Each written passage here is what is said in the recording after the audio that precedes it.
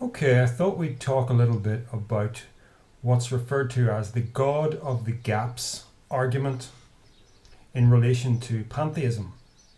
It has come up a couple of times in the recent videos in comments made by atheists accusing me of relying on a God of the Gaps argument. Well, first of all, what is that argument? Well, it basically says for everything that we don't understand scientifically, we just insert God into that gap. The one example of this that comes to mind historically is Martin Luther before his conversion. Well, I think this was the moment of his conversion actually. He was riding on horseback and he almost got struck by lightning. It struck the ground very close to him and he said, "Help, Saint Anna, I will become a monk." So he thought that this was the judgment of God upon him, but we now know that it's just atmospheric pressure and electricity, right? It's interesting that essentially the great Martin Luther, who started the ball rolling, or is very much a prime mover of Protestantism, that it's all kind of based on a lie, or at the very least it started with a huge misunderstanding of what was actually happening to him. He saw God in the gaps, but God wasn't there. Right? So, it's obviously a bad argument. Don't put God in the gaps. So is that what I'm doing as a pantheist? I'm saying I can't understand the origin of everything, therefore God? No, I don't think so. I don't think the shoe fits.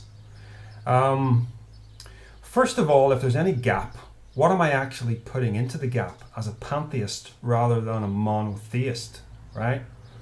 A monotheist puts a character, a personality, an idealized human being that he calls God, that has all sorts of attributes. He's your king, he's your father, he's all-knowing, all-seeing.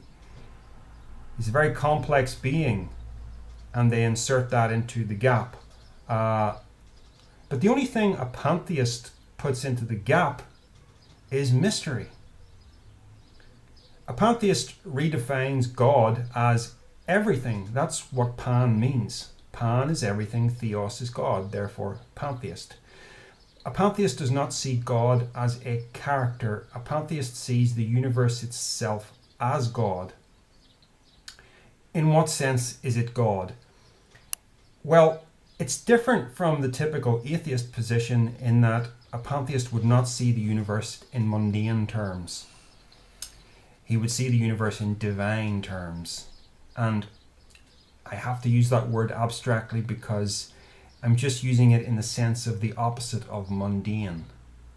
The universe isn't going to have a mundane explanation. We're not going to get to the bottom of it. Now, why do I take that view? I think it's the most rational view because, and again, I've used this analogy before, but it tends to get ignored from the atheist community, and I think it's a really good analogy. You can't teach a goldfish about black holes. Can a goldfish ever find out about the existence of black holes, about the solar system, about relativity, about quantum mechanics? Can a goldfish ever do these things? No, because they are outside of not only the goldfish's range of perception, being trapped in a bowl, but it's outside of a goldfish's limit of cognition. It cannot even think the kind of thoughts necessary to come up with those ideas about reality.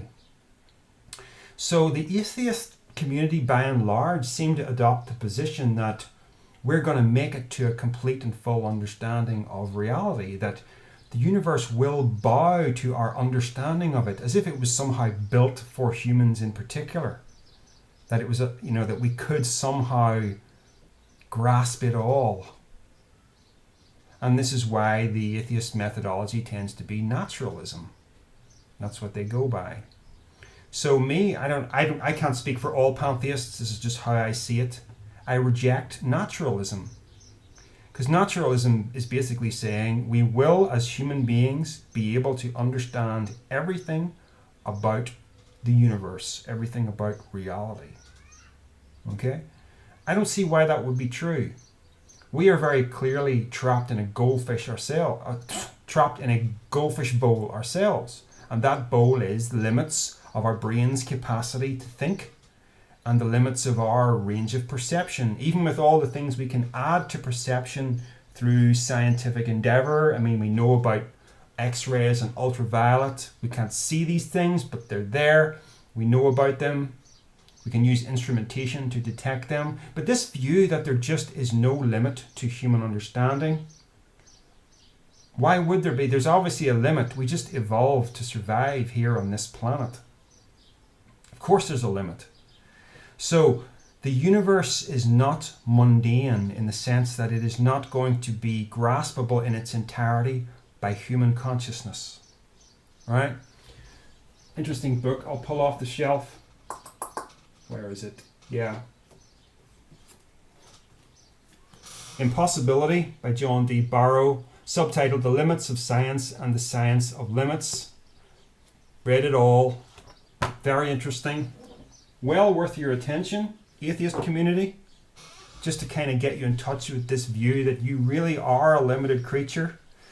So some have been arguing with me, Victor in particular, that naturalism is the best methodology to employ. But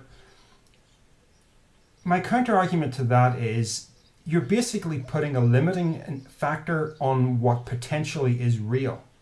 And all a pantheist is doing by saying that reality is not mundane, not necessarily naturalistic, not necessarily susceptible to a naturalistic explanation, to clarify. All a pantheist is doing by saying that is saying, I won't put my own personal human limit on what reality is, on how multidimensional it is, on how much I can penetrate into what it is. No limits. Therefore, the word divine is a suitable word for that. Not in the sense of some anthropomorphic entity, just in the sense of transcendent mystery that we can't ever reach. Now, the most obvious place where human understanding has limits is the Big Bang singularity. We are just not able to get on the other side of that. And it's not like we don't understand it yet. It's that we can't understand it. I mean, that really is the limit of the goldfish bowl. Because beyond there, you're transcending space-time itself. So how can something that's within space-time transcend space-time? Space-time came out of the Big Bang, which is formlessness, potentially timelessness. Although that one's maybe up for debate. It's all the energy of the universe condensed into infinite density in zero volume, which boggles the mind, right? You're not getting there to understand what it is, but this place, including you, came out of it. So there must be a humility in a human being's perspective on the universe and the limits of our understanding of it. So I see it as divine. I don't think there's going to be a naturalistic explanation behind this. I could be wrong, but I refuse to put that limit on it. And all God is to me is the universe itself, both seen and unseen, with a view that it's not necessarily reducible to a bunch of equations. If anything, I favour a view known as panpsychism, which was brought up in the discussion recently. Again, it's pan meaning all and psyche meaning mind. Panpsychism is the view that everything is essentially mind. You could also say that everything is matter, but you could argue that matter is mind in a sense. This gets quite complicated, but I learned about panpsychism through the books of Dean Radin. There's one of his books there, Entangled Minds. Dean Radin is a parapsychologist, probably the best parapsychologist, although it's not like I have a comprehensive understanding of everybody who's involved in parapsychology. But his books are brilliant, and I've had my own personal psi experiences that give me a kind of window on things that are ironically a little bit wider than the typical scientific community is willing to embrace. My own psi experiences do point to the view that mind is not something localized to brain necessarily, that it's a little more spread out and a little harder to put into some kind of rational framework. It's almost like there is a kind of dimension to the universe that you could call consciousness, but only in a very weird abstract sense. Dean Radin uses the word field consciousness, which I quite like. And the idea is that everything is a field of consciousness, and this field is localized inside brains, that the brain acts as a kind of focusing mechanism for the field. But through a meditative practice, you can kind of change the focal settings slightly that allow for some strange things to occur, such as psychokinesis and clairvoyance and such. I've had experiences to that effect. I'm sorry if people find that laughable, some people, especially atheists, but I can't deny the experiences that I've had. So yeah, there's something more than just equations underneath all this.